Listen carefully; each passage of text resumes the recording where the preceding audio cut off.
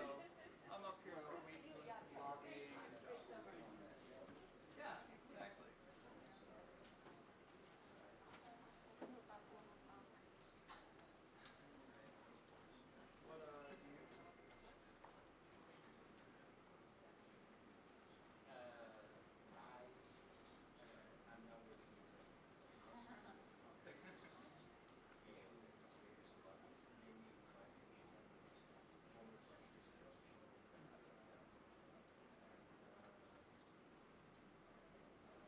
What do you do?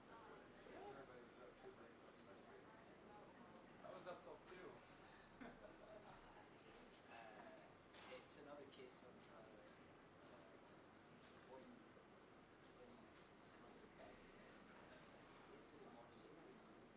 maybe 50 to 40 years we made. It's just the other way around.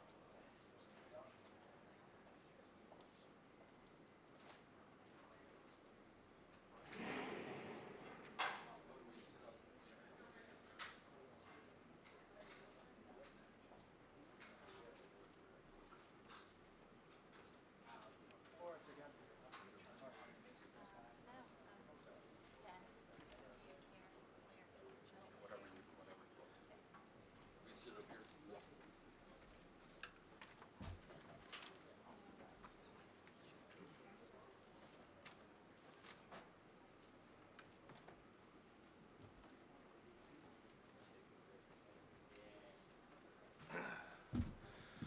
So good morning, everybody. Thanks for joining us today. I'm going to get us underway. We're going to try and get going before our construction neighbors here really kick in. But if they do, we will try and speak up. My name is Daniel Chu. I'm Deputy Director of the Brent Scowcroft Center on International Security, and I run something we call the Strategy Initiative here at the Atlantic Council.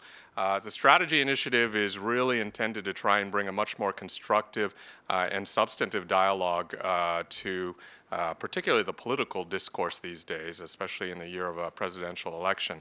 And as you can imagine, talking about in particular strategy from a national security and economics perspective is very important to us.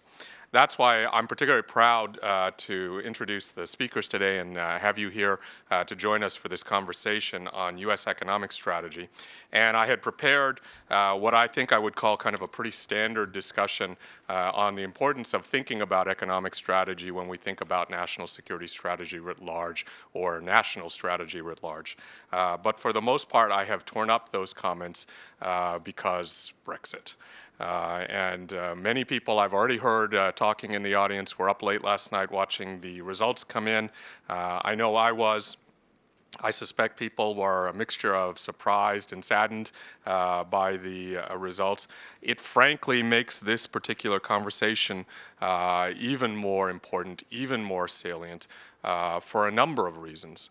So one, to me, which I thought was a particularly interesting way to think about it, my young daughter this morning woke me up and said, Daddy, why is everything falling? And I said, what are you talking about? And she said, I've been listening to the radio and they just keep saying falling, falling, falling. And I said, I don't know what you're talking about. And I turned on the radio, and of course it was the market report.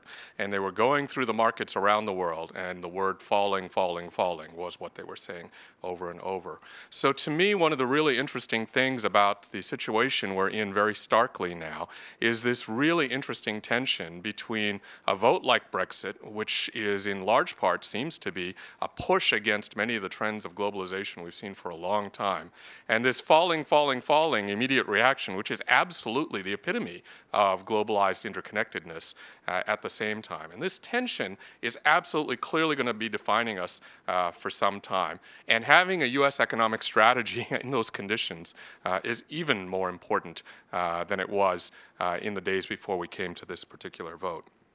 Another area that I think is going to be interesting is to really determine where these lines of tension are going to fall.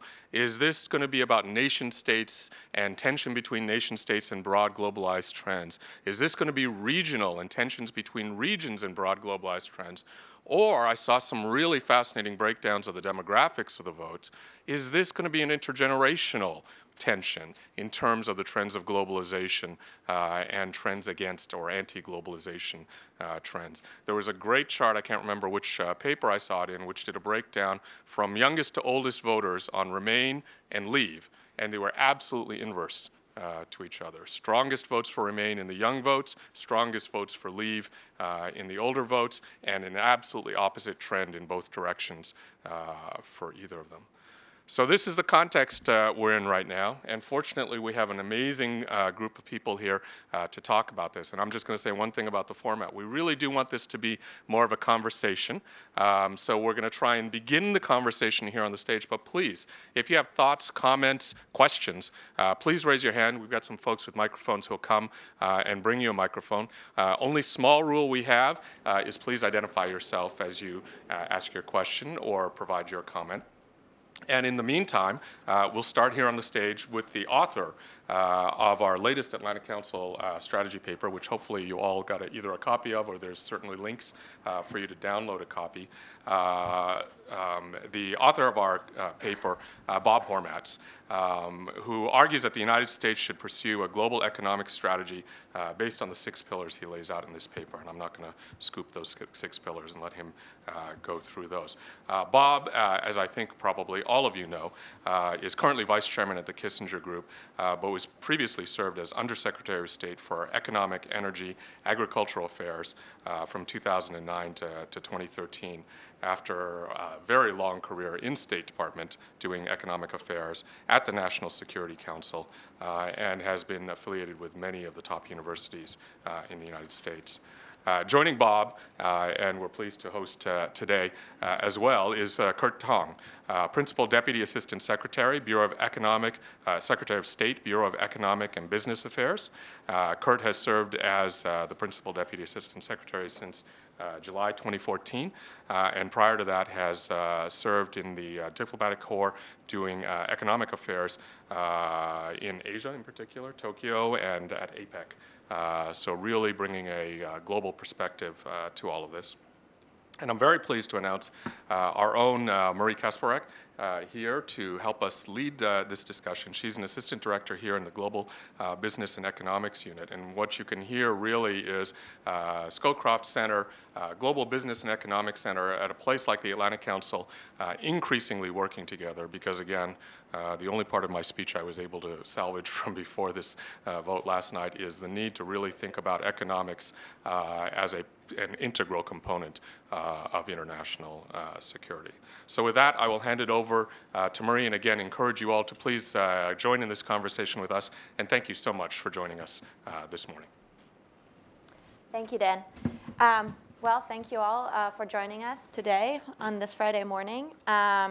I'm really excited to be discussing this new Atlantic Council publication authored by Bob Hormats on such a pivotal day. I am German, I am European, but I'm also a true transatlanticist and work for the Atlantic Council, a think tank that promotes the transatlantic leadership.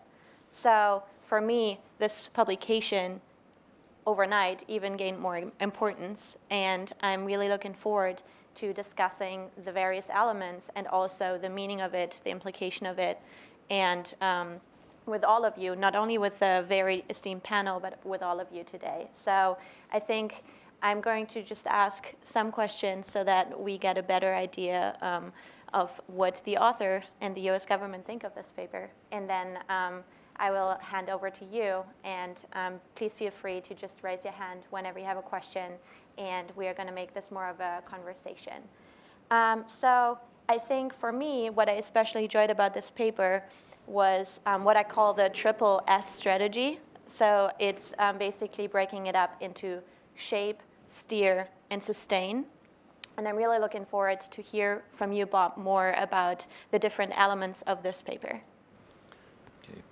Well, thank you very much, and I want to thank Dan, and thank the Atlantic Council for this whole series on strategic issues that the new administration will have to face, and what kind of changes in the world are needed to deal with the dramatic developments that have occurred over the last couple of decades. In the area of economics, I just would start out with a couple of points. You've probably had a chance to read, if not the whole paper, then the introduction and see how it's divided up. But let me make a few fundamental points and we can go into the more detailed ones.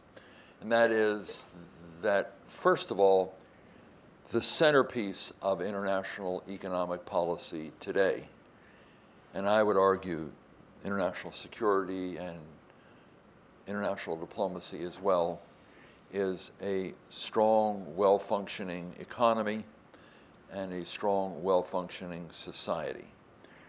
That's the key point that I want to start out with and end with.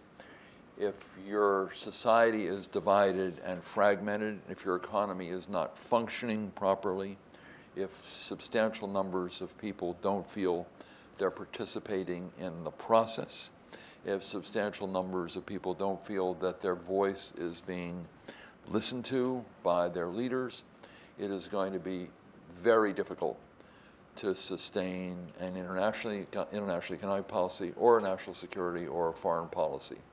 And that is one of the big problems that we in the US and many other Western countries face today. The Brexit vote is not an isolated phenomenon. It is part of a broader set of concerns that large numbers of people have. In this case, 51% of the people who voted in the referendum have, to varying degrees and in varying ways. They don't all see things exactly the same way. But the notion that somehow the economy isn't working for them, somehow their leaders are not paying attention to them, that somehow the global system works to their detriment, that somehow immigrants are taking their jobs or suppressing their wages, and the notion that their sovereignty or their identity is being, in the case of Britain, undermined by the EU, added to the problems that faced the voters, or a large number of the voters in the UK. And in the US, you have very similar kinds of concerns. If you listen to the anti-Remain rhetoric in Britain, and you listen to the rhetoric of Donald Trump and others who share this sort of xenophobic, anti-international, anti-immigrant view, they're very similar. And I think that when people start reflecting on this, they're going to look at the kinds of rhetoric used in the UK and the kinds of rhetoric used by certain people in this country who support these same notions and find that they're very similar. The words are almost the same. And in fact, as you probably know, the Battle of the Thames, all these boats going down, make Britain great again. Bring the great back to Britain. I mean, it's very similar and across the board. So that's one thing. There are strong domestic origins to these feelings. The second point I'd make is that the danger of this set of views and perspectives is not that we will focus only on or pull back from internationalization, but that a lot of people will come to the conclusion that you need to address domestic economic issues at the expense of paying attention to the global economy. These are people not just on the far right or the far left. There are a lot of people in this country who are not necessarily anti-internationalists or xenophobic or anti-immigration, who say we should spend a lot more time dealing with our domestic economy. And the byproduct of this is pay less attention, be less engaged in the global economy. Not because they don't like the world or they want to pull back. It's just that they say you really can't do both. Spend time on the domestic economy. Don't worry so much about. Don't be proactive. Don't play a leadership role in the global economy. That's one of the things that is of concern to me, because increasingly what happens in the global economy has an effect on what happens in our domestic economy. 95% of the world's consumers, everyone those live outside the United States. A lot of what happens in financial markets, we're seeing it today, what happens in the financial markets in Europe has an effect on the US. What happens in the financial markets in China has an effect in the US. So if growth is down in the rest of the world, it has an effect on the US. So it's very hard to, while we should be placing more attention on the domestic economy and doing a lot of things, infrastructure, education, enabling people to utilize new technologies more, doing it at the expense of global economic leadership, in effect is the wrong formula, because the world affects us. Obviously we affect the world, but what happens abroad, what happens in the global economy has a very substantial effect on the US. Then you get the kind of changes that are occurring in the global economy. First and foremost is technology. You know, Randy and I were talking about this earlier. The technology, Americans and people abroad feel less empowered vis-a-vis their government because they think in many cases the government is listening to them. But they have the dramatic developments in technology that give them the ability to use the power of technology to convey their discontent, to work together to develop movements. And a lot of these things are considered movements in a way more than parties, although there are a lot of sort of right-wing populist parties and left-wing populist parties.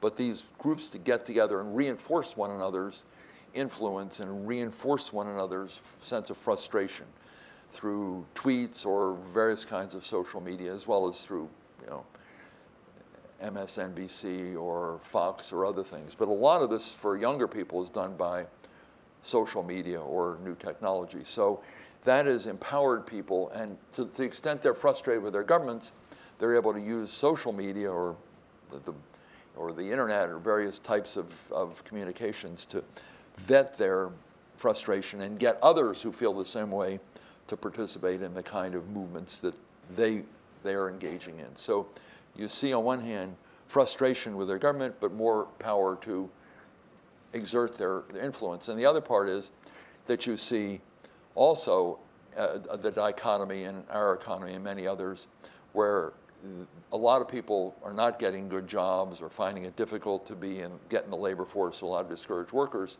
So you see this dichotomy between a booming technology sector in this country and a lot of people, and a booming financial sector in this country after the recovery, and a lot of people who feel left behind by technology because they're not part of making it or using it effectively, that the financial system is not serving their interests, that globalization that benefits some companies and global trade agreements is not benefiting them.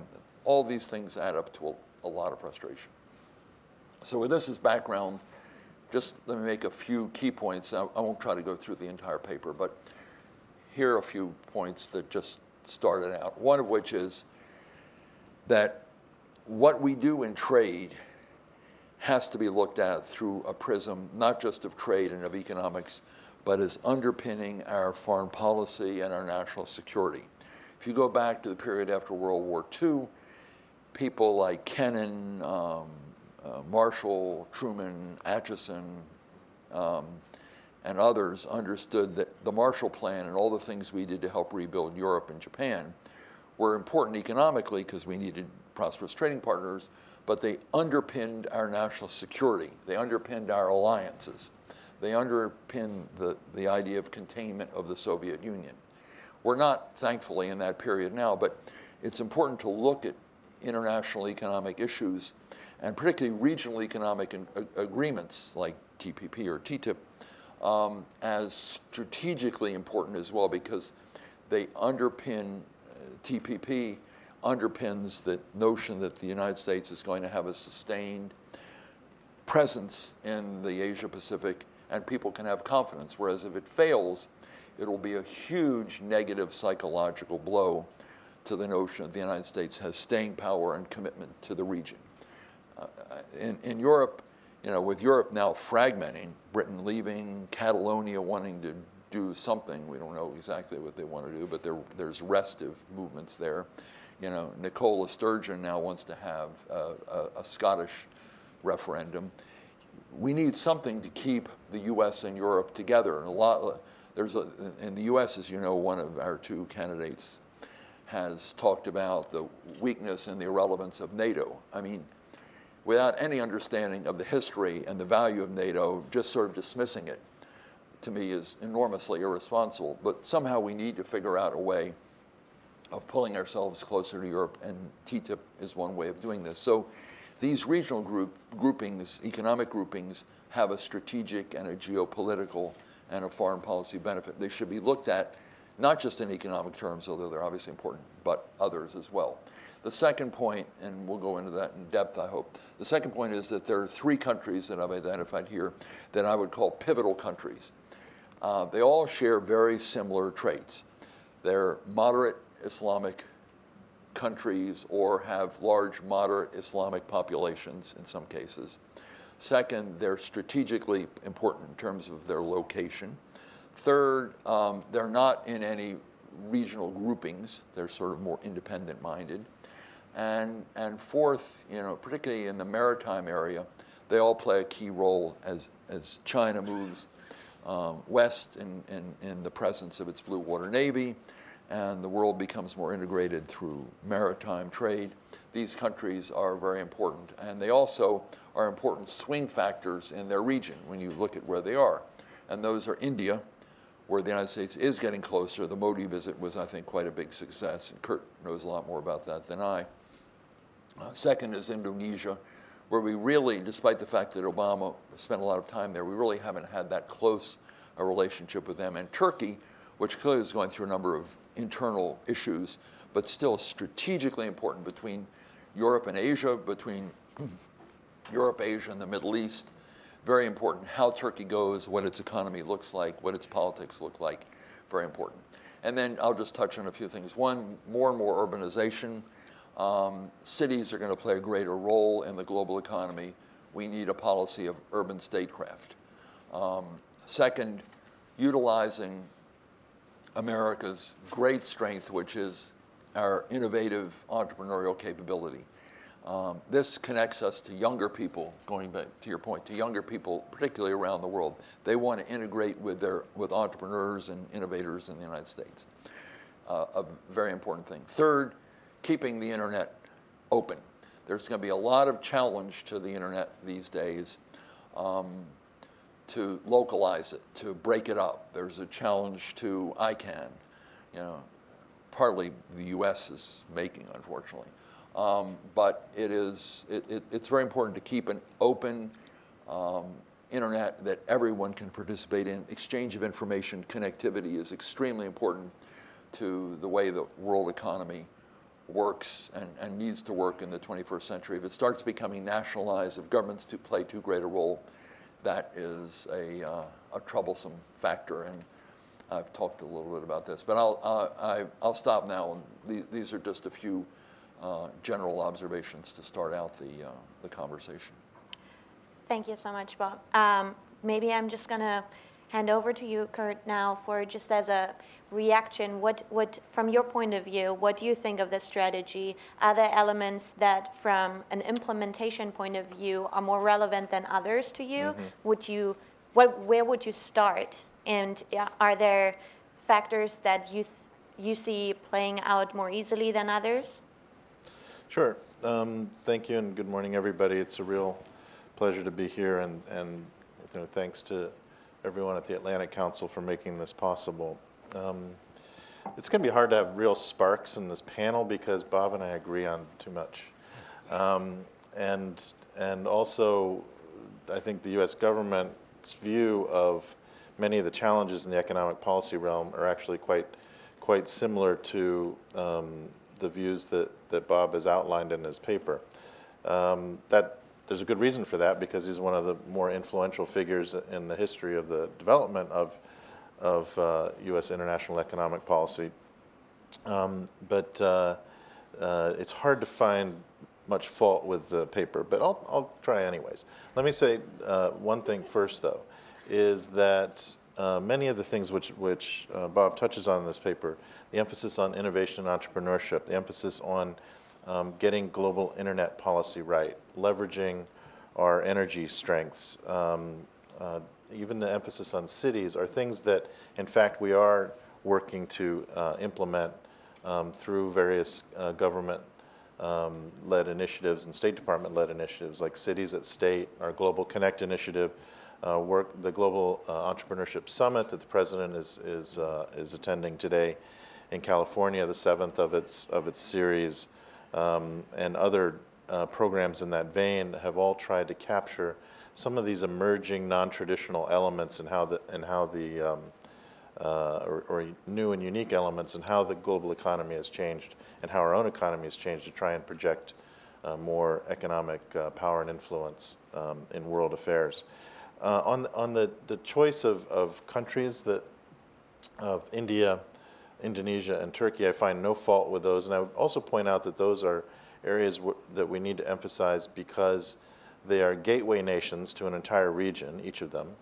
In the case of Turkey, Turkey plays actually a much overlooked but very important role in the economic development of Central Asia, as well as the entire Black Sea region. India, of course, is the dominant economic force in South Asian and Indian Ocean, and Indonesia really is the linchpin for the economic development and stability of Southeast Asia. I would add to the list, but doesn't fit in because it doesn't have many Islamic people, but Brazil, which plays really a similar role and has the other matching characteristic of being a difficult to govern large nation with diverse political elements that battles with itself over insularity versus being outward looking, and as do those other nations. And so all of those, I would think, would be very, very important focuses for U.S. government policy and activity in the new administration. And then the other point I would make is on the strategic value of the trade agreements that we're working on, trying to get Trans-Pacific Partnership through Congress and finish the conclude the negotiations and then ratify later the Transatlantic Partnership. Because often people refer to the strategic value of these agreements, and then they start talking about Marshall and grand strategy, and then they do it in a region-specific way. And I think that's actually even underestimating the strategic importance of these programs, because it's not. It is true, but insufficient to say that the success or failure of the Transatlantic Partnership is a critical matter for U.S. engagement in the Asia-Pacific. It's actually a critical matter for our engagement worldwide, because the rules and norms that we are espousing in these agreements and getting developing countries to sign up to, in addition to developed countries, are globally relevant, and our success or failure in pushing forward with mutually beneficial, structured, and well-designed globalization, as opposed to chaos, which is the alternative, is seminal to the entire question of how global economic governance happens in the remainder of this century. So I hope everyone will get up and go run from the room and take up a sign and just campaign on the streets of Washington for passage of the Trans-Pacific Partnership, because it really goes beyond the China strategy. It's our WTO strategy. It is our entire success or failure of foreign economic strategy of the United States and like-minded countries that are trying to bring some sanity to what's happening in the global economy, which, if you'll give me one more minute, or maybe two, I'd like to say something about, because I think that the Brexit vote and the impending Trans-Pacific Partnership vote in the United States, and maybe even our upcoming election, are all useful opportunities to think about what's actually going on at the deeper level in the global economy. There are immutable trends happening. We cannot stop them. Globalization. If we didn't want globalization to happen, should never have invented the airplane, or the internet for that matter.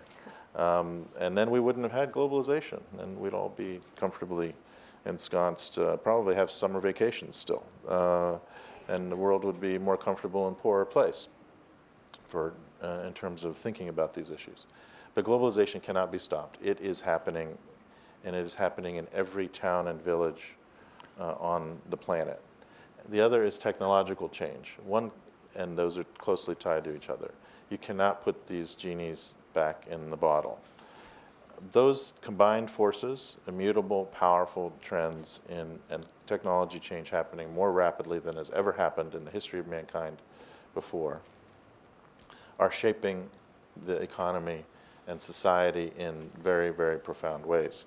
And often my pet peeve here is that people divide these into different kinds.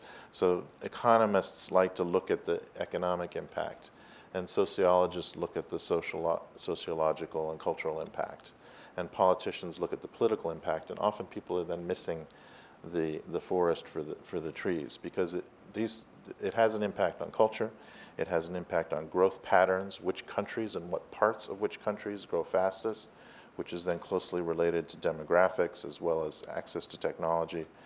It has an impact on income distribution within countries and between countries. And it also has an impact on global economic governance, because if you think about it, it is a profound change that 30 years ago, 30% of the world lived in the rich countries, the advanced countries, and 70% lived in the poor countries. And that was the way the world was structured, and we had the G7 and everything else in that situation. And now 70% live in middle-income countries, 20% odd people in rich countries, and then there's the unfortunate people that live in truly poor countries still, that have not yet had more rapid economic growth. That dispersal of economic power creates a big decision-making issue. How do you structure global affairs in that kind of environment?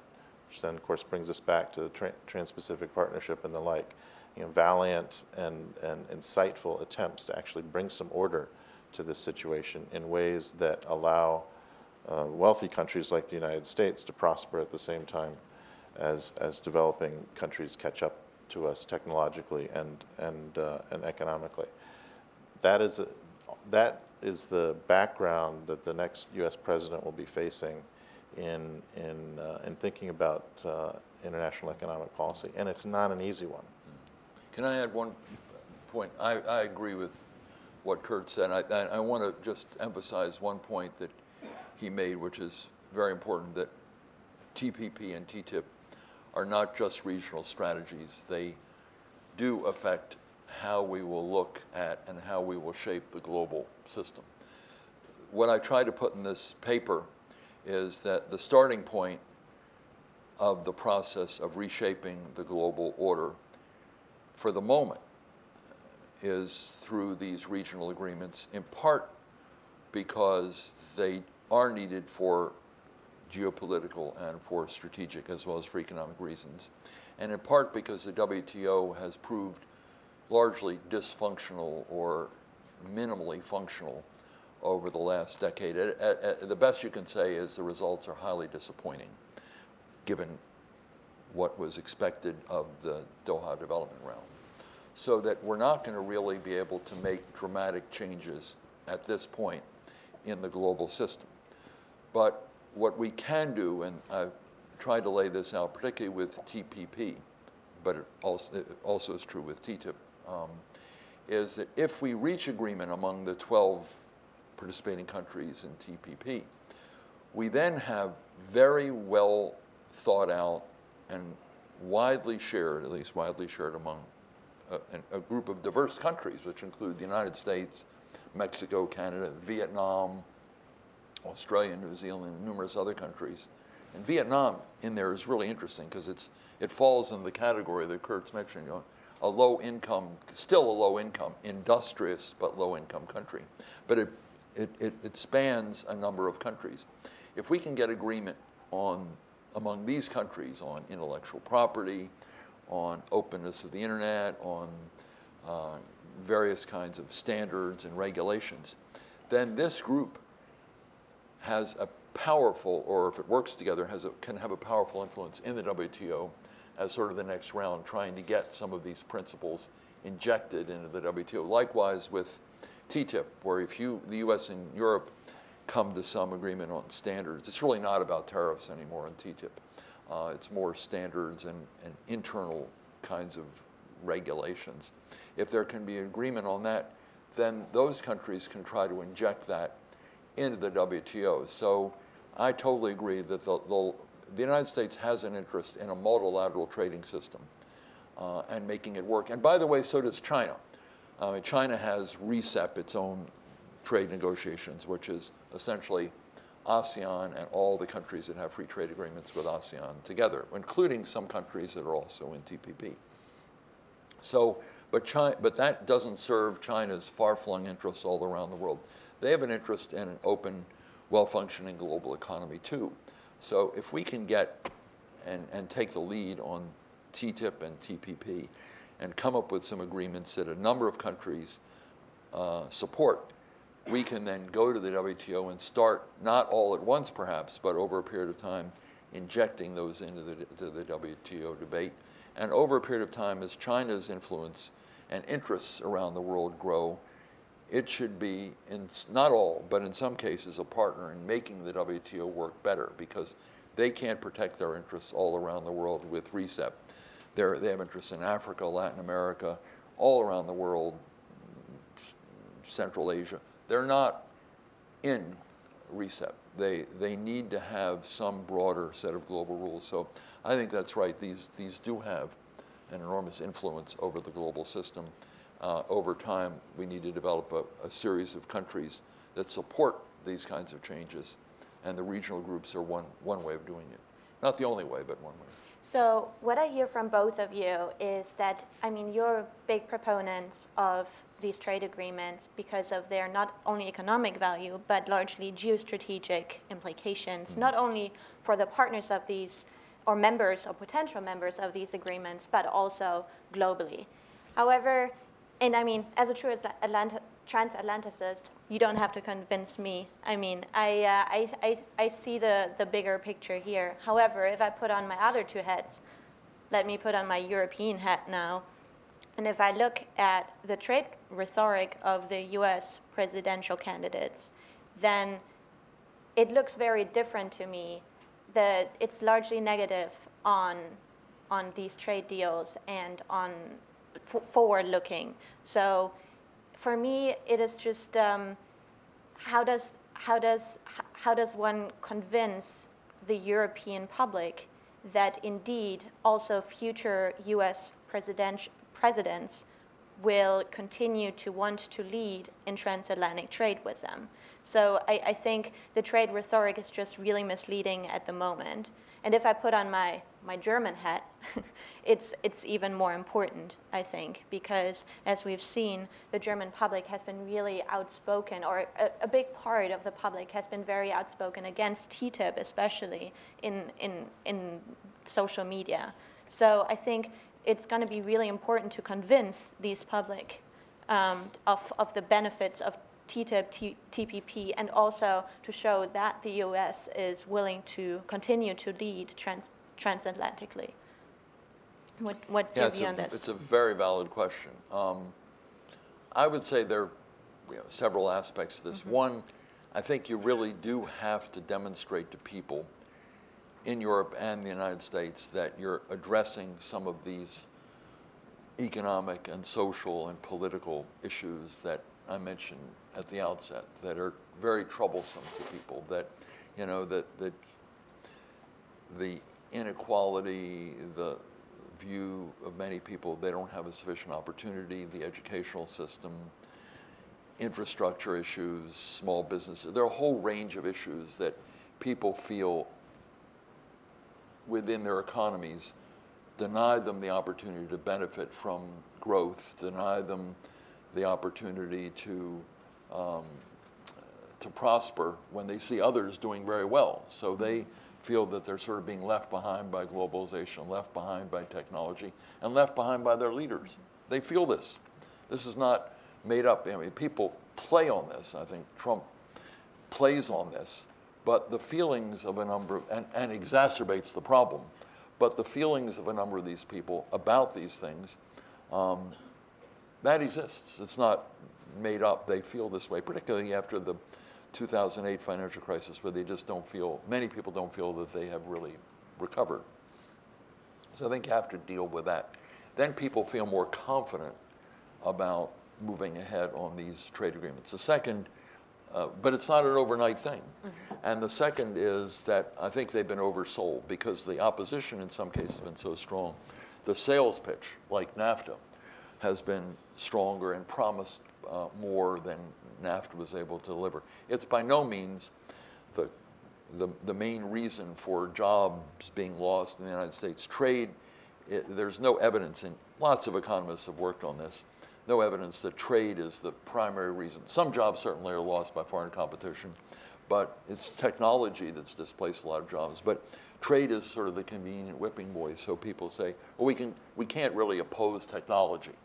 You know, as Kurt says, if you didn't want to be global, you shouldn't have the airplane or the internet or many other things. So you really can't oppose the internet. You can't oppose airplanes, but you can go after foreign countries and say, or immigration, and say they're the ones responsible for all these problems. So you have to try to figure out a way of having an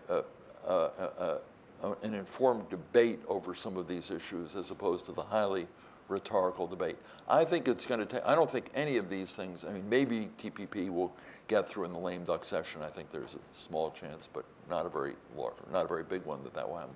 But I think you have to, this is a process of building up confidence in our domestic economy among people and building up a more inclusive prosperity, inclusive growth, and then over a period of time trying to explain that, you know, trade is going to be very different, and the way we look at it, it's not separate. You know, Kurt made the point that we separate politics, economics, all these other issues. It's not separate from the domestic economy. It's part of the domestic economy. And if the domestic economy isn't doing well, it's going to affect trade.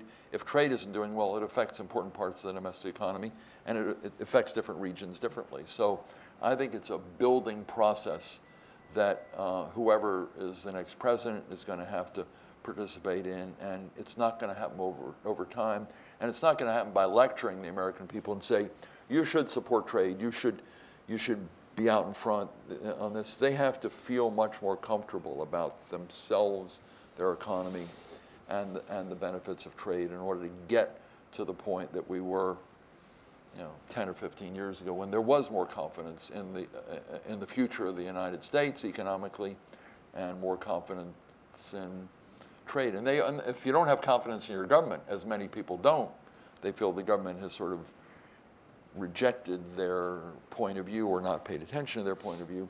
It's very hard to get confidence in people who are negotiating trade, even though they're very able people, but you've got to build up social and political confidence. Do you want to react to it, or? Well, maybe just 1 minute, because I see people starting to be eager to have a conversation. Here we are in a air-conditioned, you know, room full of geniuses in a Washington think tank, right? And so it's easy to be dispassionate about all the stuff that's going on, and to separate the international economic questions from the income distribution, inclusive growth questions from the cultural change, immigration questions. And each of those have actually different responses in a policy sense. In the international economic sense, when you get down and actually have a non-emotional conversation with people about it, and Chicago Council's done great surveys of this, you get a rational response, which is when you ask an American person, is it better for us to write the rules of how we do trade with these other countries or just not have rules? They're like, oh, yeah, well, we should probably write the rules. And then that's a yes vote for international trade agreements, right? But it has, if you get it in a clinical, rational discussion like that. if you ask people, well, what do we really need to do to address wage disparity in the United States, growing wage disparity and income gaps, then people will think, well, hell, education, which is the rational response. And so, yes, we should have free community college because people aren't learning enough in high school. Duh. So do it, right? And then the more touchy stuff around culture and immigration. Also, what's the right response to that? And it has more to do with state and local government and how towns structure themselves and like. But that actually is not what happening to us politically. All of those get mishmashed together, and our international policy, which is primarily done through the questions related to trade policy or investment policy, gets mishmashed into this emotional milieu and becomes a question of xenophobia versus reaching outward. And that is the world that we're in, and I hope that our leaders will be leaderly on these topics and show vision and encourage in explaining to the American people as well as the rest of the world that the way forward on all this is to be smart and not to be emotional or backward looking. Okay. Let me make just one observation on this, because using the graphics of this great picture here, I just learned this morning this is the old Silk Road, the original Silk Road. And what's very interesting about it when you take a look at it is that it melded cultures from Italy, Central Europe, all the way through the Caucasus, through Central Asia, all the way to China and Japan. And even before that, under the Khans, the Yuan dynasty in China, there was a huge amount of economic integration in Asia and Central Europe and other parts of Europe as well. There was sort of a culture of globalization that countries and peoples work together. And I think what we're sort of losing now is this notion of interaction. Countries are sort of pulling inward regarding globalization, regarding immigration, regarding different cultures as sort of a threat to their own identity. And I think the point about the culture of globalization and understanding it better, young kids understand it because they're emailing, they're texting people all over the world. I was in China, went to visit a friend and his kids on the computer. I said, who are you emailing? He says, oh yeah, I've got a friend in Philadelphia. We talk every night. Among younger people, utilizing technology and being in a global way, that's there. I think a lot of people feel in the UK, it came out in the UK debate that old England, the great England of the last, or the 19th century, this powerful England has been sort of eroded culturally and by immigration and by others, and they wanted to restore that. I just don't think you can restore. You have to figure out how you take advantage and harness the benefits of the new global economy, and understanding that and feeling comfortable culturally may be a generational thing, but it's not a quick thing. So I think what we could do is just collect 2 or 3 questions at a time. And so maybe we start here in the front with this gentleman and this lady and this gentleman in the front. Please introduce yourself. Sure. Ralph Winnie with the Eurasia Center. President Obama went over to the UK to campaign with David Cameron to keep Britain in the EU. Could you talk about what effect that had on bringing out the people that wanted Britain to leave the EU?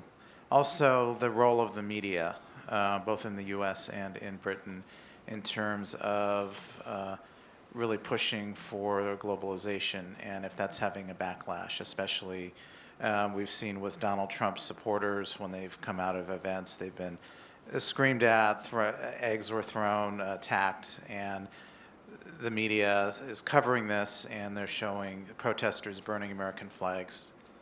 Yeah. Good morning, Sunjin Choi, Langham Partners. Thank you so much for lucid and succinct remark. My question is Brexit. What are the implications? What are the options? This morning, I heard Prime Minister Cameron and Boris Johnson said there is no need invocation of Article 50. In contrast, Jean-Claude Juncker said, we want swiftly negotiate with Article 50 and move on.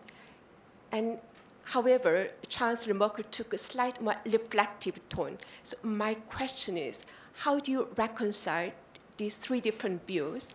And second, with regard to trade, what are the options UK has? Perhaps they have 4 options. A, they could pursue Norwegian option. You become a member of EA, you pay for it, but you have still implement 80% of EU directives. And B, they could try Canadian model of the free trade, and C, and perhaps WTO, as Ambassador Holman mentioned, but dysfunctional, and D, and Swiss model, bilateral agreement. I would be interested in those views. Thank you very much. And maybe one last question before I hand over to the panel. Jacob Goss, High School Democrats of America.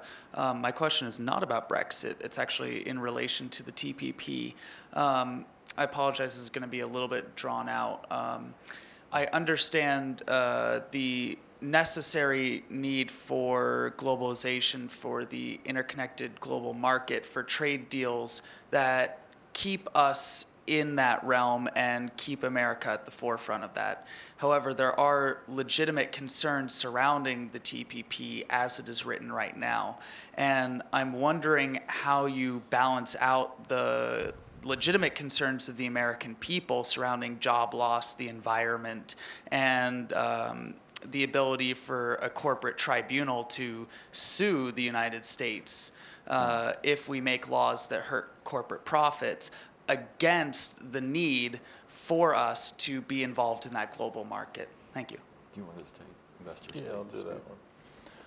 Shall we start on? Do you want to, we're sort of divvying up here. Why don't you go ahead? Well, we seem to have Brexit, TPP, and media, role of media.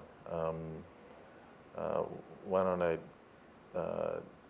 I just on the role of media, I don't think that the president's effort to make clear the U.S. view that Brexit was not a good idea had a negative or had encouraged people to vote for leaving the EU. The intention, and I'm sure the effect, was to convince a few Britons that it was a good idea to stay. What was it? The Rolling Stones. You can't always get what you want, but you can try sometimes. Get what you need. Get what you need, which then They actually, didn't even get that. yeah, I'm not sure whether the president would want me equating him with Mick Jagger, but he just issued a statement about the Brexit, which emphasized our enduring friendship and deep relationship with both the United Kingdom and the European Union, and an emphasis on the United Kingdom's important and intrinsic role in global leadership, including its central position in NATO and the depth of our relationship. And we'll let Great Britain and the European Union figure out what comes next, and we'll do our role as the United States in supporting both those, both the United Kingdom and the European Union going forward as a close partner. And that will include continuing our efforts in the transatlantic trade and investment partnership, which would bring me to TPP. You spoke about the legitimate concerns of the American people about TPP, and I think that there are legitimate questions about TPP that we are attempting to give clear answers to. You cited job loss, the environment, and investor-state dispute settlement. And so briefly on each of those, all of the studies done about Trans-Pacific Partnership and its economic, macroeconomic, and microeconomic impact on the United States indicate net job increases. It does, there are some protections of the U.S. economy which will go away as part of the Trans-Pacific Partnership, but those are swamped by the opportunities created for American employers and employees. The demonstrated fact is that export-related and trade-integrated jobs pay more than jobs which are tied to insular, non-traded economy in the United States. So in net terms and in terms of the benefits for the American people and the American employees and workers, there's more opportunity created by TPP than there is disruption. However, trade is a disruptive force, very closely tied to technological change. And that is why the administration and I believe lots of others are pushing for improved education system, trade adjustment assistance programs, and ways to make sure that in the cases when job loss is accelerated due to trade integration, that people are then retooling more rapidly and getting back into the workforce more quickly, which I think is really the key to addressing those issues. On the environment, the fact of the matter is that the TPP has very good environmental provisions, which have been praised by a number of NGOs, particularly in the conservation area. There are quite far-reaching provisions with respect to fisheries, to illegal logging, to wildlife trade, which actually strengthen the capability of the United States and like-minded countries to regulate trade so that it has less of an impact on sensitive parts of the environment, particularly in Southeast Asia. And we're trying to get the word out about those questions because, yes, economic growth does have an impact on the environment. We need to be working on to make sure to mitigate the impact of economic growth and industrialization on the environment. And then my favorite topic, investor-state dispute settlement, is regularly mischaracterized. What it allows is for private companies to go to a tribunal of neutral body of people, one appointed Right. by. It's not a corporate tribunal. It's a bunch of lawyers basically, right, and judges who are trained in these issues, and one is chosen by the government in country A, one by government country B, one is chosen as a neutral arbiter, and they can provide, if they think that the government, one of the governments basically ripped off the investor, expropriated portions of their investment, then they can provide or order, subject to appeal, compensation, money. But that's it. That's all it is. So it's not an ability, as is often stated, of a corporation to force change in economic policy or regulations in another country. That is not what it's designed to be. Yeah, that is one area that has gotten so muddled in the way it's been explained. The U.S. has a history of arbitrations, accepting arbitrations going back to the founding fathers. I mean, this is the 1700s. This is not a new thing, and the structure is not a new thing. It's become very emotional for a lot of reasons. Australia is a country that has, as you know, over tobacco, a certain set of concerns. But the process is not an unfamiliar process to the U.S. and not one that has been harmful to the U.S. By and large, they worked out quite fairly. With the goal being to depoliticize these. Exactly. Let me go to the Brexit options for Britain. Article 50 of the Lisbon Treaty and what the new arrangements will be between Britain and Europe are two different things. It's important to understand this. Article 50 is the unwinding. There's an overlap, but they're different. Article 50 is the unwinding of the numerous, voluminous numbers of regulations in Britain that are consistent with the laws and rules of the EU. And there are a lot of Brits who work in the EU. Their status, their ability to do so is that Britain's part of the EU.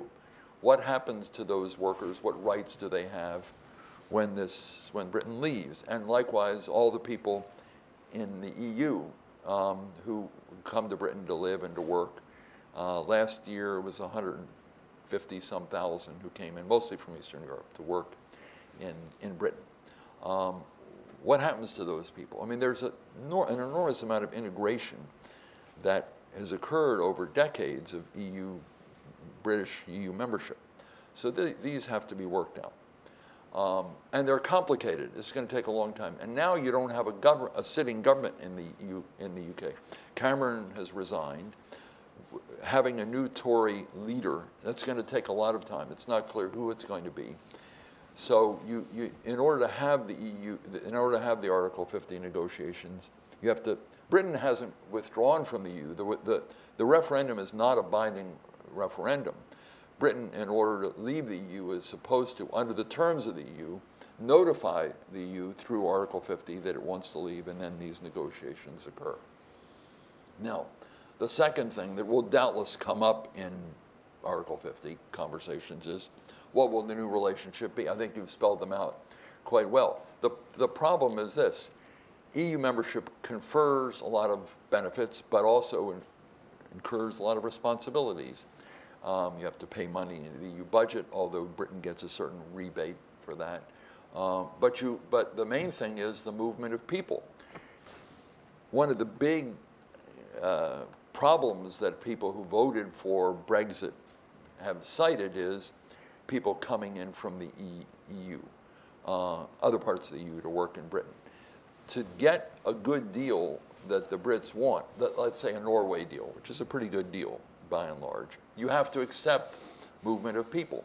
Do they want to do that? So certain things, not the bilateral things, the Canada kind of deal, but Norway, yes. So all these things have to be worked out.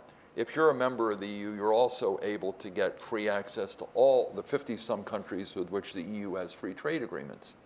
If you develop a bilateral tie with the EU in a separate negotiation, do you have that access or don't you?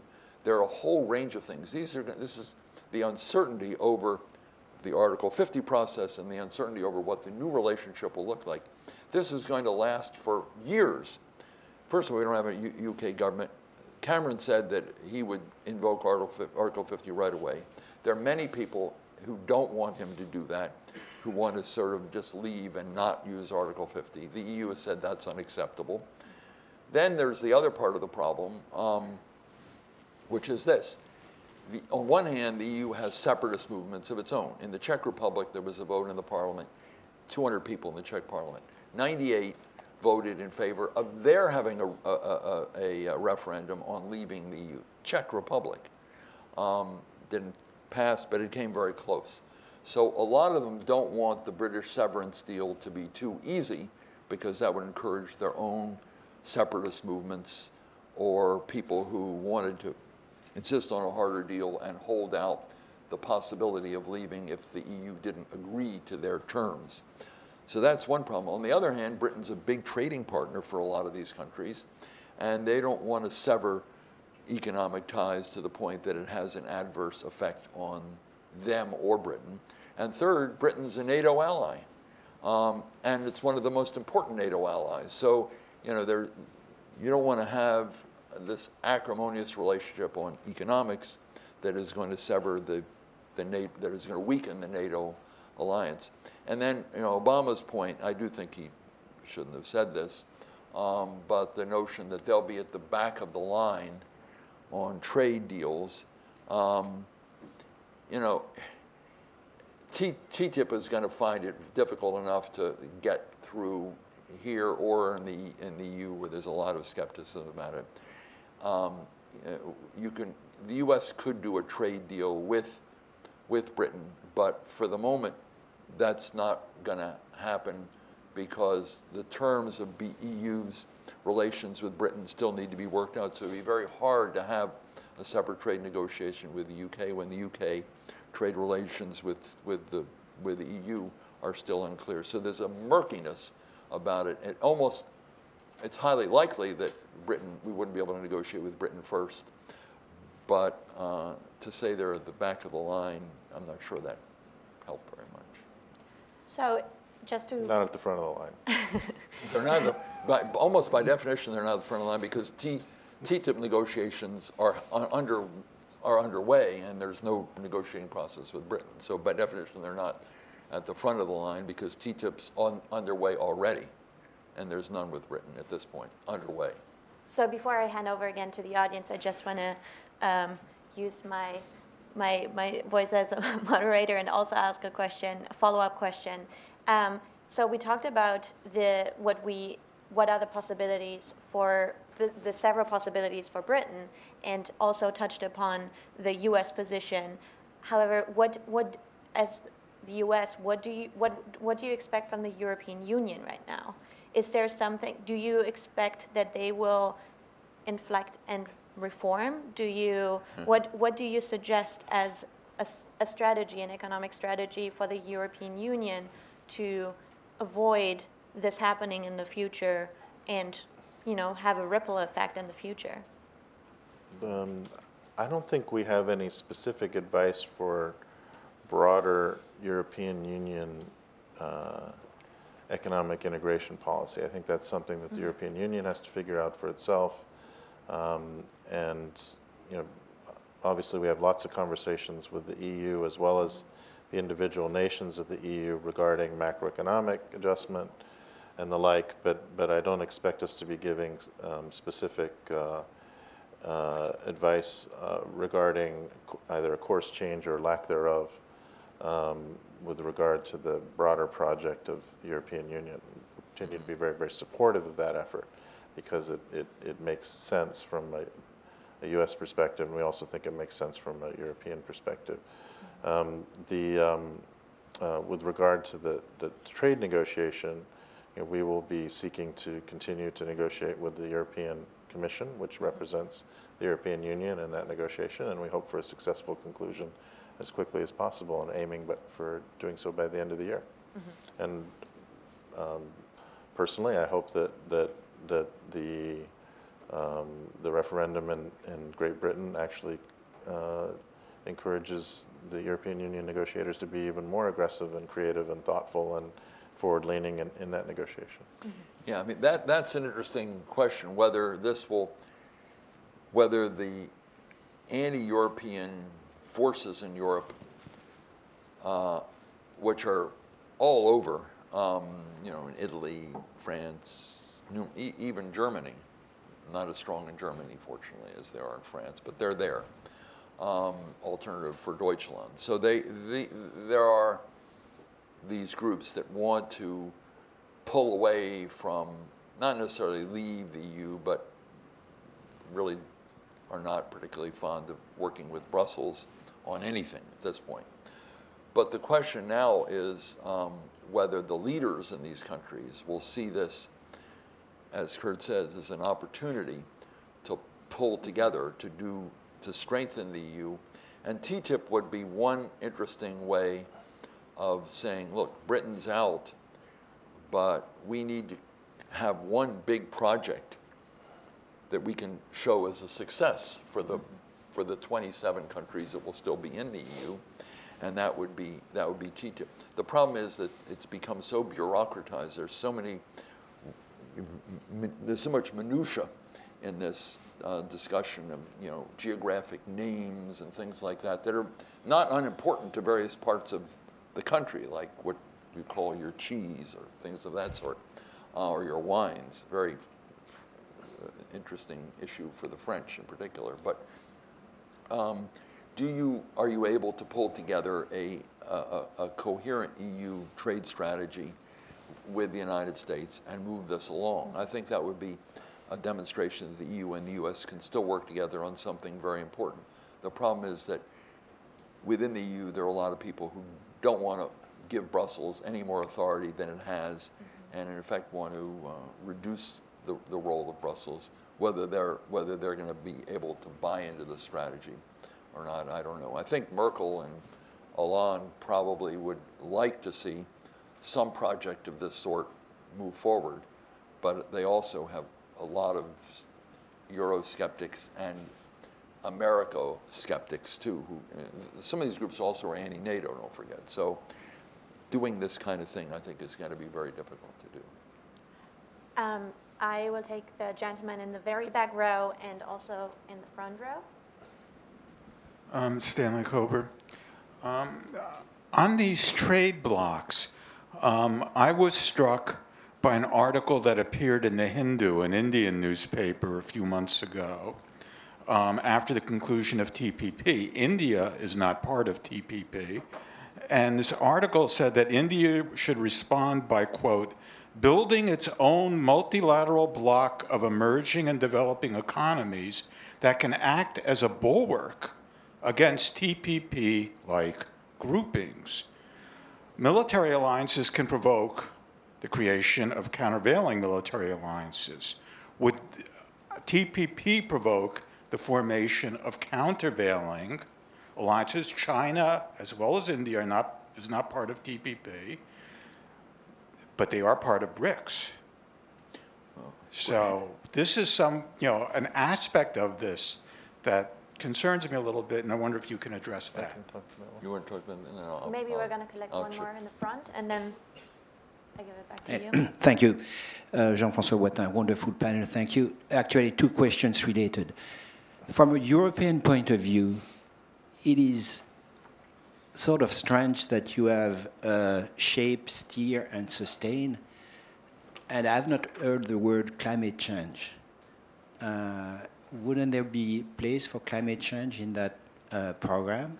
That would be very welcome in Europe. And the second question on TTIP is, how is it that a project that was supposed to bring together Europeans and Americans actually is so divisive now in Europe? I was in Berlin, part of the hundreds of thousands of people adoring candidate Obama, speaking on the Siegersäule. I bet that half that crowd was in Hanover a month ago to protest against TTIP. How is that possible, and how to correct that? You want to start? Well, starting with the question in the back about blocks, I think the most important response to that is that TPP is not a trading bloc, and most nor will TTIP be a bloc, because in no provisions in these agreements, and in most WTO consistent either bilateral trade agreements or regional trade agreements, are there rules being created that raise barriers to other countries beyond what they currently are. They lower tariff barriers within the group, and on a most favored nation basis, on an open basis, they change domestic regulation to make these economies more open to everybody. So the fact of the matter is that the TPP, for example, the impact that it will have on economic regulation in Vietnam or in Malaysia will actually benefit a country like India, which is why, I mean, you pointed to one source there, but there's a lot of voices within India that actually understand that. And these are also open architectures. TPP is being designed specifically to invite, over the long term, additional nations to join and sign up to this voluntary grouping of like-minded nations that are creating economic regulatory environments that are more open and rational. So I don't anticipate a counter-reaction, actually. And what we hear from China and from India is intrigue, or they are intrigued and interested in what we're doing in TPP, not opposed to it or trying to react to it or counterbalance in that sense. Yeah. Okay, let me take a couple of these. Jean-François' question, very legitimate question. I was asked not to do climate because they're doing another paper on climate, as I understand it. So I didn't want to overlap, but perfectly good question. And the second, you're right, TTIP has had a divisive effect in Europe. A, people don't like the Brussels anyway, in some cases. And the other, it's in part because while this started out as an initiative of leaders, it's become an initiative largely driven by regulators. And each national regulator or constituency for that regulator has different points of view. I mean, the geographic names issue is one, but there are many others, safety standards, all sorts of things. So it's broken itself down into these very small parts. And the whole, the benefit of the whole has been, in a way, obscured by the very specific national and subnational interests that are dominating this. And the third, which is very interesting, I was in Berlin and had a conversation very similar to what you're talking about. And I talked about this. Almost everyone, and these are intelligent, thoughtful, international people, almost all of them think there really won't be much economic benefit. They did, however, argue that it would be useful for strategic reasons, that it would demonstrate a unity between the United States and Europe that would be a strong signal to Putin and to Russia. And I think there is something to that, but you have to have the economics as well. On the India, the Hindu article, I'm not quite sure why they made this argument. I mean, in India, a trade agreement, a trade bloc of its own, I don't know what, India is part of RCEP. They're in that negotiation. So they're in a trade group. They've also demonstrated some interest in joining the Russian-led common, what do they call it? Eurasian Economic Union, EU. Acronyms. That's the acronyms, right. Which includes most of Central Asia and Belarus. Not sure what they get out of that. But there are some other Central Asian countries. So they've indicated an interest in talking to the Russians. What's going to happen? I don't know. But it's not, and Russia's an important trading partner of India. So, but it gives them a way of getting into Central Asia around Pakistan. So I can see that. But to start something of their own, I don't find any logic in that. And I don't really, I've talked to the Indians about it. I've never heard an Indian say that was a good idea or even suggest it. So where the Hindu came up with that, I mean, probably an editorial writer was looking for something new. And the military side, you know, Kurt's pointed out, if you look at TPP, there are now 20-some countries that have expressed interest at various levels of in joining it. It's not a closed bloc. Other countries are eligible to join. In fact, since it began, as you probably know, countries did start coming in. Other countries started coming in. They're not, the new ones wouldn't be founding partners, but it would be an attractive thing for some of these countries. Some are not ready to do it. Some may well be. But it's open. It's not a bloc. It's not military, and there's been no suggestion that it is.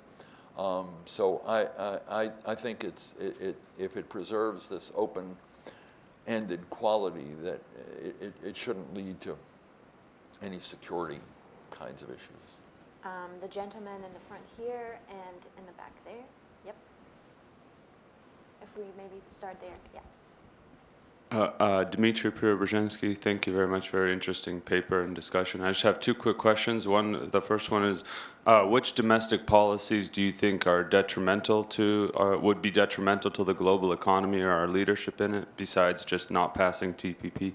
And the other question was about the flow of people. How do you see a global governance in that area? I mean, I think with globalization, the spread of ideas and outsourcing, and with technology, those are probably inevitable, but the flow of people seems to be a major challenge. So how do you see? Yeah, thank you. Steve Landy, Manchester Trade. When I was walking here, I went back about 43 years ago and thought about sitting on the couch at Hal Malmgren's office at USTR, 1800 G Street, with Alan Wolf, with Gezi Fedakudi, with Bob Hormats. I was kind of a newcomer out of state. And I was wondering how Steve was one of our premier negotiators in trade for a long time. I've succeeded in losing 14 million jobs, and Mr. Trump keeps telling me about it, and my wife does too.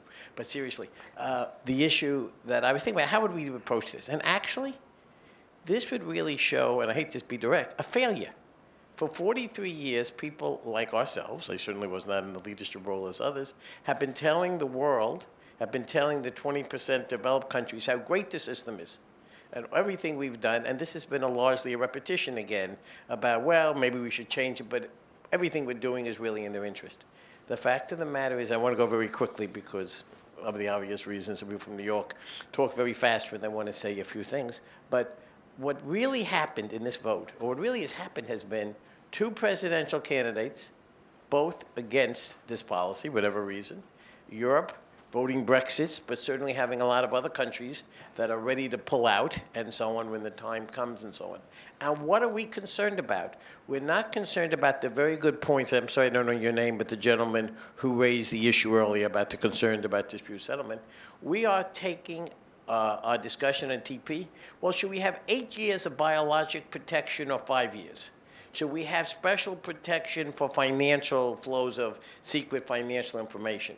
That's the debate we are taking. We're not listening to the Bernie Sanders or to the Trump supporters who are saying we have basic problems with trade agreements. We have basic problems with globalization. My own personal hope would be that we forget about trying to pass TTIP. It's a mistake to do it TPP, it's a mistake to do it in a lame duck. We're not going to do TTIP because Europe's busy with other issues. But we use the time to set up something called the Williams Commission, which is when you really reviewed back in 1960s the basic tenets of U.S. trade policy, created some kind of a consensus to move ahead and so on. Your point about dispute settlement is absolutely correct. The average American does not like foreign investment and does not like the protections that give people the right to challenge, quote, changes in contract, maybe illegal, that affect the environment. Anyway, that's kind of my view, and thank you so much. Let me take your last point first, and then go to the others. I think that the question of taking another look at our trade policy in the world we live in today and integrating it into domestic economic policy and social policy is an extremely good idea. I go back, there was a seminal moment at the end of World War II when Eisenhower was president. And Eisenhower said, we now have a Cold War. We need to figure out, it's a different world. We need to figure out how to address this, not piece by piece or tactic by tactic. But he was a strategist. He got the job of Supreme Commander in the Allied Forces because he was a strategist in planning the battle plan for World War II. Marshall, who was originally going to be the head of the Supreme Allied Commander, Roosevelt said, I need you here. So they said, Eisenhower will take command because he'd planned the war. After the war, he set up something called the Solarium Group. It was the Solarium of the White House, that's what I was called that. It wasn't one group, it was two. They were commissioned not to talk to one another, to do two independent analyses of what to do about the world of the Cold War. It was primarily strategic vis-a-vis the Soviet Union, but there was a lot of economics in it, which people forget. Even in Kennan's long telegram, there's some stuff about economics. But basically, I think we need to take a step backwards and have the new president, as a Williams Commissioner, whatever it is, have the new president sit down, put together a group to look at how these things integrate, how what's going on domestically relates to trade, how what's going on trade relates to domestic, the kind of strong institutions, this gets to the second question, strong institutions we need in this country to deal with economic inequality, lack of opportunity, the kind of people who don't feel they were benefited from the recovery, and put that together in a comprehensive way. I don't think this means we shouldn't move ahead on TPP or TTIP, but I do think that it's going to be very hard to get them, and I do think that if we don't get them this year in the lame duck session, which is probably the only hope and not a big one, we're not going to get them for the next 2 or 3 years in the new administration. They're going to be preoccupied with other things, and they've sort of staked out their position against TPP anyway. So we need to use that time constructively, and something like what you've said makes a lot of sense. On the question of what we would do internally that would be harmful or helpful, I think if we don't pass TPP, and as I say, I'd like to see, I think it's a good agreement. Getting it passed is going to be very difficult. Lame duck, maybe. 5 to 10%, maybe 15. But then it does seem to me that the real emphasis has to be not on turning our back on the global economy, because we need to do that. We need to find ways in the WTO and other institutions to move forward on limited agreements, probably not a big new round, but also figure out ways of addressing some of these domestic issues to give Americans greater confidence that we can play a greater role in the global system. Because as much as I would like to see movement on global leadership in the new administration, whoever it is, it's going to be very difficult to do unless the domestic element is improved. We can't turn our back and become protectionists, however.